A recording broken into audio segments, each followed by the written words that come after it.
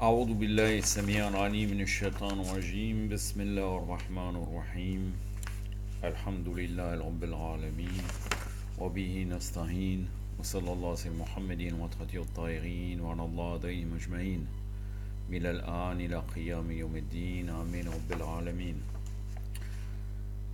Commentaire de Dua Notba, 25e partie. Une vidéo que j'ai appelée Le gouvernement parfait de l'imam al-Mahdi alayhi salam.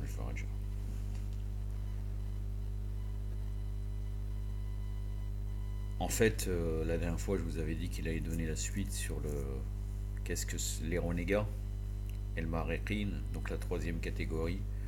Mais finalement, il est passé à autre chose, tout en sachant que les courses au Dua Notba, il a une période apparemment au mois de Charban. Je crois que récemment, il en a encore fait, d'après ce que j'ai vu sur son compte officiel chez Mohamed Sanad. Et des fois, l'année d'après, il continue. Charban, à chaque fois au mois de Charban, il continue le commentaire de Dua Notba. Donc en fait, il est possible que peut-être il avait prévu de faire cela, et après il est rentré dans un autre sujet. Ou bien peut-être qu'il donnera plus tard, comme il avait déjà fait. En tout cas, maintenant, que dit-il dans cette 25e partie? Beaucoup de chercheurs expliquent l'apparition de l'imam comme l'évolution de l'être humain vers l'état de l'apparition. Donc ils profitent de la lumière de l'apparition jusqu'à qu'ils sont prêts pour la véritable apparition de l'imam Mahdi. C'est-à-dire qu'il faut faire le dohor à l'intérieur de soi-même. À l'intérieur de soi-même, au niveau aussi des institutions, préparer une société pour l'imam al-Hujja, c'est-à-dire ce n'est pas on va donner un état à l'imam, mais on se prépare. Si on doit faire un état pour nous aider à avancer vers l'imam Mahdi, on le fait, mais toujours en pensant que le véritable état est l'état de l'imam al-Hujja, bien sûr.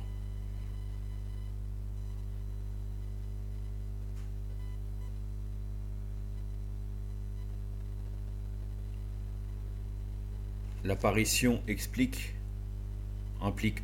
une responsabilité pour tout le monde dans la fondation de l'État, de l'apparition, de la société, de l'apparition, du peuple, de l'apparition. Cela nous concerne tous les jours, c'est-à-dire que normalement, comme je vous ai dit, on doit évoluer d'une manière suffisante, spirituellement, à tous les niveaux, pour qu'on soit prêt pour la venue de l'imam.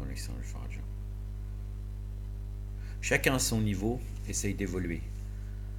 Cela me fait penser à un discours qu'a dit Cheikh Al-Rozi samedi dernier à Paris, vu qu'il était passé à Paris. Ça fait plaisir de l'avoir revu après toutes ces années. Il avait cité un hadith de l'imam Zain al-Abidin alayhi salam qui dit Intidar al-Faraj min Adam al-Faraj, c'est-à-dire l'attente de l'apparition fait partie de la plus grande apparition. C'est-à-dire que cette délivrance, il faut qu'elle soit faite avant la venue de l'imam. Si nous sommes prêts, si nous avons déjà la délivrance à l'intérieur de nous-mêmes en faisant les actions qui correspondent, comme il a dit Cheikh Al-Rozi, l'attente, les doigts avec l'action, on sera prêt, Inch'Allah, pour accueillir l'imam. Je vais vous parler maintenant de l'état de l'imam Mahdi lors de son apparition. Quelle est sa particularité, même concernant les différents systèmes actuels.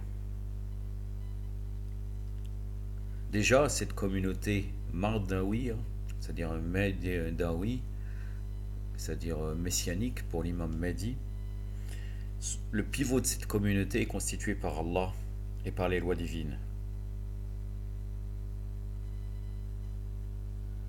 Les préceptes islamiques vont diriger ce monde.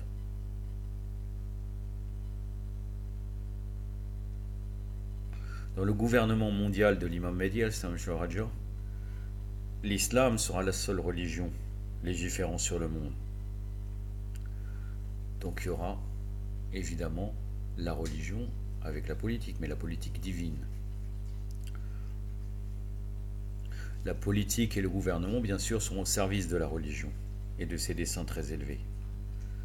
Dans le gouvernement mondial de l'imam Mehdi al-Sam Raja, le Coran et Ahl-Bayt, bien sûr, est placé parmi les pivots de la vie de l'homme. L'imam Ali alayhi salam nous dit: en ces temps, les gens commenteront leur Coran selon leur propre avis. L'imam du temps soumettra leur avis au Coran. C'est-à-dire que des gens auront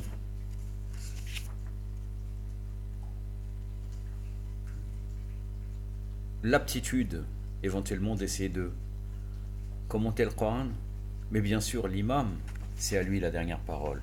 Cela nous vient de Nahj al-Balagha, le sermon 138 au niveau de la référence. Le gouvernement de l'imam Mehdi al-Sam Raja va donner le développement moral, communautaire et sécuritaire. Sécuritaire, car vous voyez très bien qu'à l'opposé actuellement, nous n'avons pas de sécurité.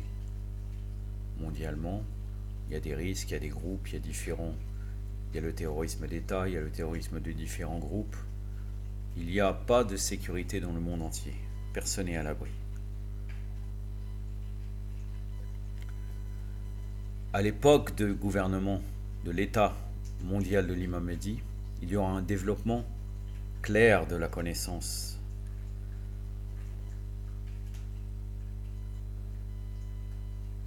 Le gouvernement de l'imam Mehdi est basé sur les enseignements essentiels et religieux. Le gouvernement mondial de l'imam Mehdi, unique, c'est l'imam qui gouverne tout le monde entier, il tient sa source bien sûr d'Allah subhanahu wa ta'ala, dont le chef, bien sûr l'imam, il est désigné par Allah et qui est accepté car les gens vont faire la bayra. Il va être accepté par la plupart des gens quand ils verront la lumière de Muhammad wa Ali Muhammad.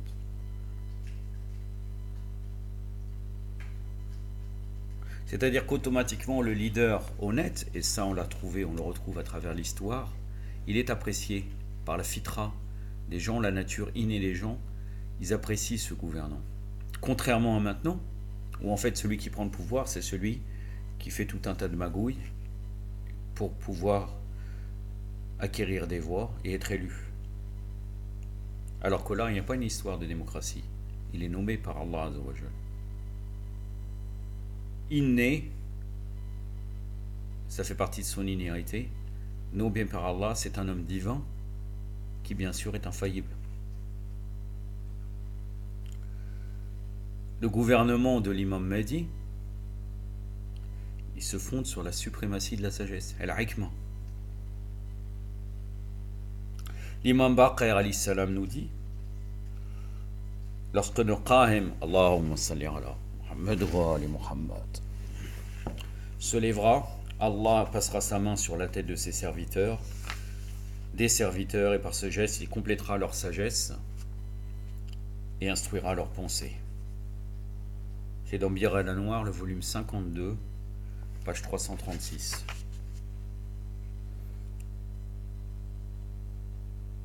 Donc, dans le gouvernement de l'imam Mehdi, à travers ce développement de la connaissance et des raisons des êtres humains, on arrivera, toutes les capacités économiques seront découvertes à l'époque de l'imam. Le capital sera disponible en abondance et le système de distribution fonctionnera bien, car il n'y aura aucun effet de pauvreté, car c'est la gestion infaillible de l'imam. Tous les lieux seront prospères, c'est l'âge d'or en fait. C'est-à-dire que la véritable vie n'a jamais existé.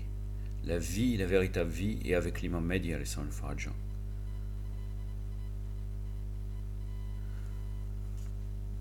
Quand on parle du fait que les capacités économiques de la nature seront découvertes, c'est connu. Il y a même un hadith qui nous dit que l'imam ne vient pas avant que tous les dépôts soient découverts. Les dépôts qui peuvent être la foi à l'intérieur des êtres humains, ou aussi même quand l'imam vient, tous les trésors de la terre sont découverts.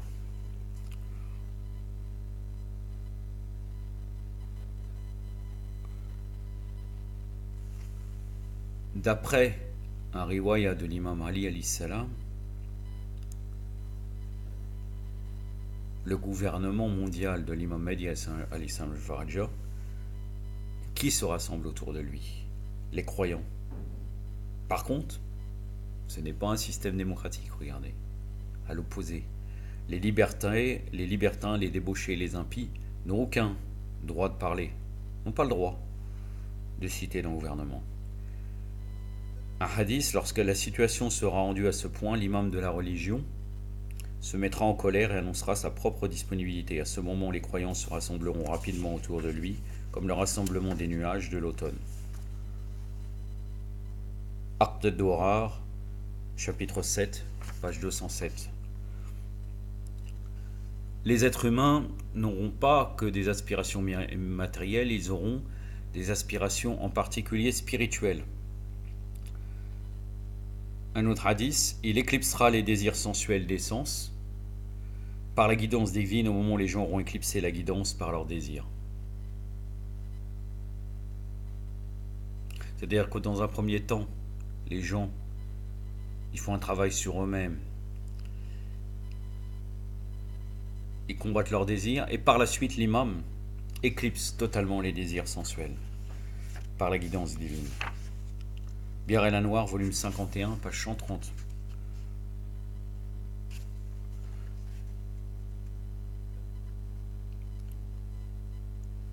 À l'époque du gouvernement de l'imam Mahdi, donc les croyants vont se rassembler autour de lui et les égarés vont se disperser.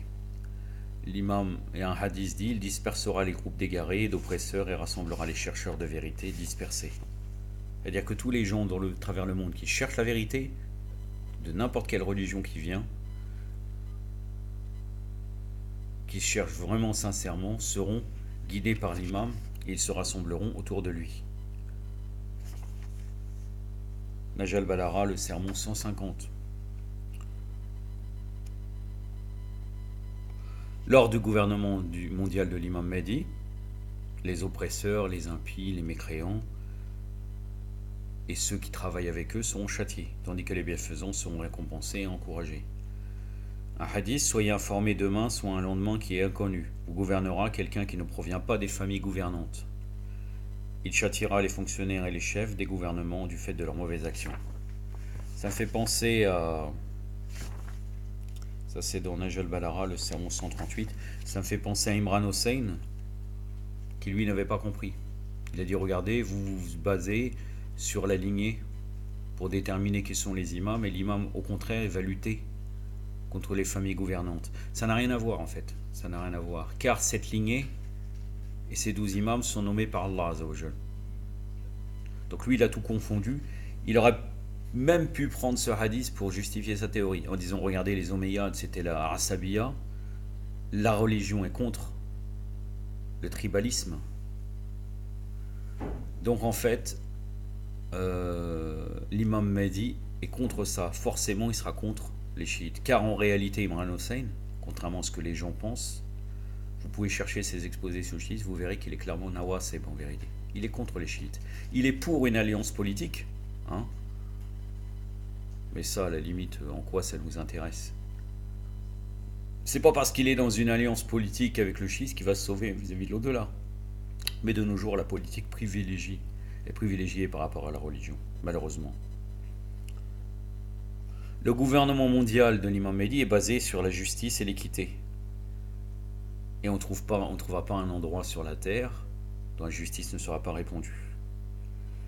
Le prophète sallallahu alayhi wa sallam a dit, un homme des gens de ma demeure de ma demeure, alayhi salam, fera sa sortie, son nom sera le mien et sa création, sa personne sera comme la mienne, il remplira la terre de justice et d'équité, de même qu'elle aura été remplie d'injustice et d'iniquité. Pierre et Lanoir, volume 51, page 82. À partir de là, quels sont les effets du gouvernement de l'imam? J'en suis déjà à 15 minutes. C'est une parenthèse, hein, je n'ai pas encore.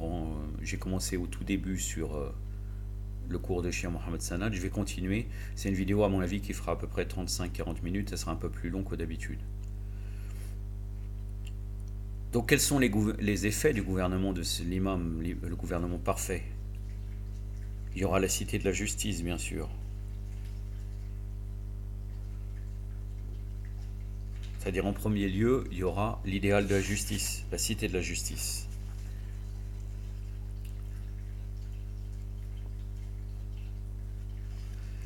Il y a même, si on s'arrête un petit peu sur ce sujet, on verra qu'il y a des dizaines, voire des centaines de hadiths provenant des livres différents, tels que Muntakhab al-Asar, Kamaluddin de Shir Sadour. Il présente l'imam, bien sûr, comme le reflet, le modèle et le seuil de la manifestation de la justice parfaite.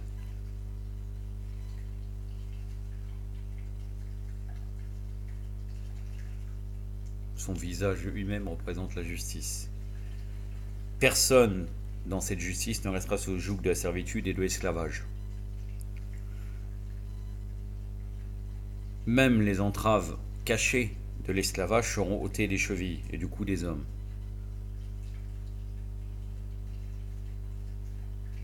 La propension ne va pas rentrer dans une exploitation de l'homme par l'homme, ça sera enlevé. Ceux qui étaient les agents de l'oppression et de l'injustice seront l'objet de réprimandes, ils vont être châtiés. Les juges et les chefs des gouvernements injustes, aux comportements injustes, seront destitués. Et la terre sera purifiée de toute perfidie et malhonnêteté. Les fiers et les puissants, takabbur les mustakbirin, les orgueilleux, ils seront mis en pièces et les opprimés réussiront à reprendre leurs droits. Ceux qui subiront l'oppression, ils n'auront plus d'oppression à avoir, il n'y aura plus de larmes par rapport à cette oppression. Plus aucun être humain ne se couchera avec la faim au ventre. Plus aucun pauvre ne finira ses jours dans la rancune et la peur de l'insécurité. C'est pour ça que je vous ai dit, regardez, la véritable vie est avec l'imam, sans aucun doute. L'état de l'imam Mehdi sera prospère et le bien-être. En réalité, depuis le début de l'humanité, tout l'être humain s'est développé du côté animal. Le prophète sallallahu alayhi wa sallam nous dit, le Mehdi se s'élèvera dans ma communauté et à son époque, les gens vont atteindre à une félicité, une jouissance et une prospérité telles qu'ils ne les avaient jamais connues. Et cette prospérité sera le lot de tous. Qu'ils soient au nombre des bienfaisants ou à celui des malfaisants, il pleuvra souvent sur eux. C'est-à-dire il pleuvra souvent sur eux, ce n'est pas seulement la pluie, c'est-à-dire il y aura une abondance. Et la terre ne cachera pas ce qu'elle contient de germes, c'est-à-dire les dépôts, les plantes, toutes les plantes meilleures, les trésors sortiront de cette terre.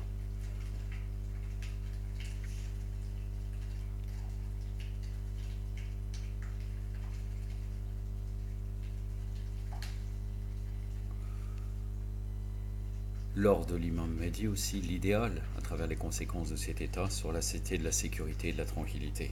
Car l'être humain, les besoins fondamentaux de l'être humain, c'est la mise en œuvre de la sécurité et de la tranquillité.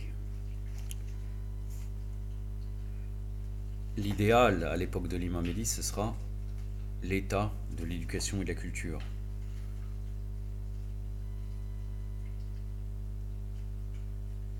Car l'être humain n'est pas seulement un corps, mais au contraire un être aux multiples visages, dont le développement et le perfectionnement sont garantis par le développement dans toutes les directions, uniformément et dans toutes les dimensions.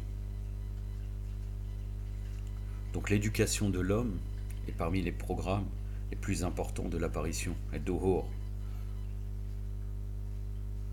pas seulement sur le plan matériel, sur le plan spirituel, accompagner l'éducation et du développement de l'esprit des hommes et de l'attention vers la morale et ses vertus. À l'époque de l'imam Mahdi, il est dit aussi que ce sera une époque de développement et d'expansion de la science et du savoir. À travers ce développement de science et du savoir, il y aura un développement de l'injustice et de l'iniquité laissera la place à la justice et à l'équité. Le désordre disparaîtra au profit de l'ordre. Le savoir et la sagesse prendront la place de l'ignorance et le monde sera rempli de la juste lumière de l'intelligence et du savoir. Les capacités intelligentes des peuples seront concentrées et offertes. Car, en réalité, pourquoi? Il est dit, on pourrait dire, on se répète, mais la grande différence, c'est que, qu'est-ce qu'on dit? On dit qu'à travers le développement et l'expansion de la science et du savoir, bien sûr orienté vers Al-Bayt, envers l'imam, c'est cela qui créera le fait qu'il y aura la justice et l'équité. Car beaucoup de gens oppriment les gens à travers leur ignorance. Une autre conséquence de l'apparition, c'est la modification de la structure du pouvoir et les remaniements. Car ce gouvernement se met à disposition des peuples opprimés et démunis. Tous ceux qui ont subi dans leur cours de l'histoire des fortes pressions de la part des puissants, le poids des injustices et du malheur vont maintenant atteindre par la justice divine et la promesse tardive recouvrant leur droit légitime à l'héritage et à la direction du monde. C'est-à-dire que même pour les grands oppresseurs, comme vous le savez très bien, nous avons la croyance au raja, au retour, qui reviendront pour être châtiés dans cette vie, car ils doivent subir un châtiment pour après remourir, redécéder, et après quel jugement dans la akhira. Car certaines injustices ont besoin d'être purifiées ici. Donc les véritables croyants qui ont subi cette injustice vont revenir. Et entre autres les imams, alayhi salam, c'est connu. Et les grands oppresseurs reviendront pour subir ce qu'ils ont fait dans cette vie.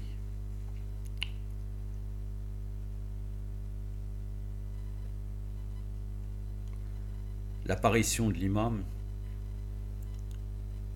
n'est ni prédestinée ni déléguée. C'est-à-dire ce n'est pas entre les mains de l'être humain et ce n'est pas quelque chose de prédestiné, c'est relié aux actes.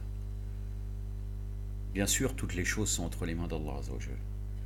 Mais il y a un lien entre le côté humain et divin de cette apparition. Allah subhanahu wa ta'ala nous dit dans le Saint-Coran, si vous soutenez Allah, Allah vous soutiendra. Et autre verset, la victoire ne vient que d'Allah. C'est pas séparé en vérité. C'est pas séparé aussi du verset, Allah ne modifie pas un peuple que quand il change ce qu'il y a, que quand il change ce qu'il y a en eux-mêmes. Tout cela est lié. Allah subhanahu wa ta'ala sait très bien quand l'imam va venir, mais en même temps, c'est relié aux actes des êtres humains. C'est la même chose que le sujet de pas de prédestination libre de l'arbitre. La solution entre les deux, c'est un hadith de l'imam Moussa al-Khazem. Là, c'est la même chose. En réalité, nous sommes déjà dans la gouvernance de l'imam. Car si nous ne sommes pas, la terre serait disloquée. Mais d'une manière cachée. Car c'est lui la preuve, bien sûr. Donc il ne faut pas oublier cela. Hein?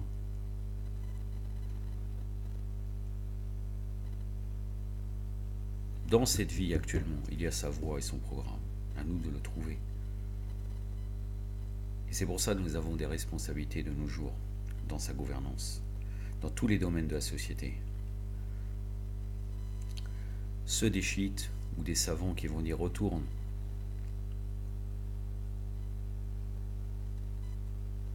qui vont dire à l'imam retourne, fils de Fatima alayhi salam,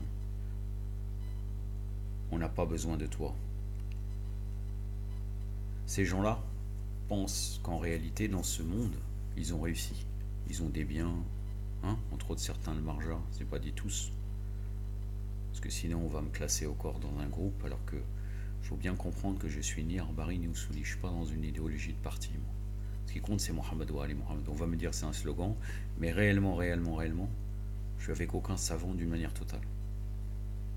Ce qui vient de Ahlul Bayt, je le prends. S'il doit être jeté et j'ai les preuves, je le jette. C'est ça ma méthode. Donc vous voyez les marjas, avec l'argent, avec tout ça, ils ont une réussite. Certains. Pas tous, bien sûr. Qu'est-ce qu'ils vont avoir besoin de l'imam? Ils sont prêts pour accueillir l'imam? Non. Et pas seulement eux, les puissants de ce monde, qui seraient chiites, qui auraient beaucoup d'argent peut-être. Pas tous, bien sûr. Encore une fois, il y a des gens qui utilisent leur argent pour Ahlul Bayt, pour les gens, pour aider les gens. Alhamdulillah. Ils croient qu'ils ont donné le bonheur aux êtres humains. Nous avons fait des associations, nous avons fait Muassasaddin al-Rismi, c'est-à-dire les associations, les organisations, les fondations religieuses, officielles, chiites. Donc ils voient qu'ils n'ont pas besoin de l'imam. Allahu Akbar. Comme la logique des mondialistes qui croient qu'ils ont résolu les problèmes des êtres humains. Alors qu'en réalité, réellement, on n'a rien exploité des capacités de l'être humain avec la raison. Car la raison doit évoluer jusqu'à avoir la capacité d'accueillir l'imam. Et l'imam après mettra nos mains sur la tête et il dira, voilà, on complète vos raisons, vous allez vous développer d'une manière que vous n'avez jamais imaginée.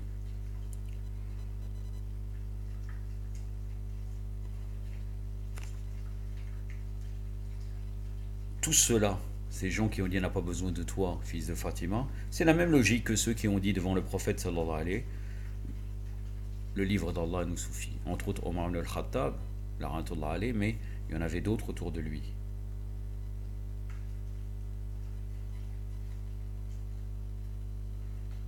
Dans un riwaya venant de Sahifa ibn Abi Yafour, dans le chapitre du témoignage, on pose la question à l'imam, il lui pose la question, quel est le sens de la justice de un témoignage? L'imam Sadiq alayhi salam dit, Abdullah ibn Abi Yafour, après avoir énuméré les qualités du témoin, donc il cite les qualités du témoin, Ibn Abi Yafour dit donc, pourquoi tel ou tel sont des témoins?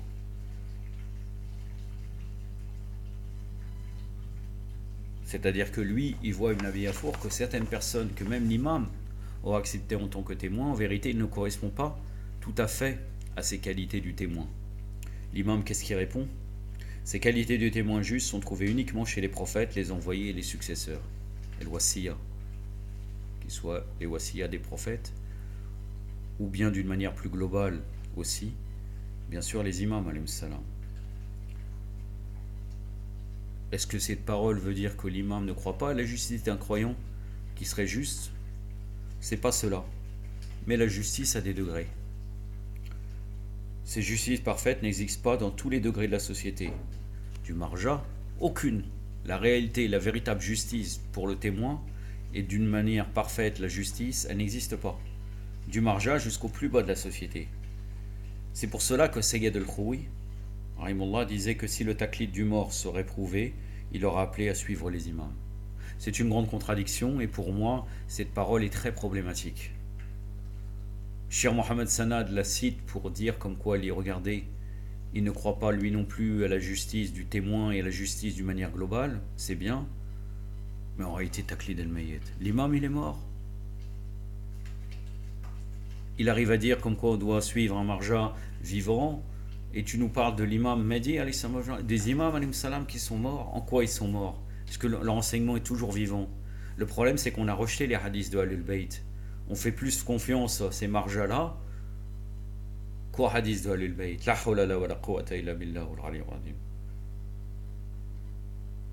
Si nous regardons la justice, l'histoire, et si je vais terminer là, l'histoire de Khidr, alayhi salam, avec le prophète Moussa alayhi salam wa afdalus salat alayhi wa afdalus salat ala Muhammad wa ali Muhammad, ça prouve que même chez les prophètes, la justice parfaite de ce prophète, il y a des choses qu'ils ne sont pas capables de cerner. il a jugé avec l'acte extérieur. Et Allah subhanahu wa ta'ala lui a envoyé Khadr pour lui dire, regarde, même ton jugement peut être erroné. Donc c'est pour ça que la justice absolue réellement sera à l'époque de l'imam Ali Samad Jafar Adjar. Inch'Allah, la semaine prochaine, liberté, égalité, fraternité, le sujet, ça sera l'avant-propos préfacé par Tariq Ramadan et par Sayyid Amar Naqshawani. Inch'Allah, et la semaine d'après, si Allah subhanahu wa ta'ala nous donne vie, je ferai la 26e partie du commentaire de Dua Nutba. Yaktafi Badal Qadr, wa sallallahu alayhi wa sallam, Muhammadin wa Tahirin, wa salamu alaykum wa rahmatullah.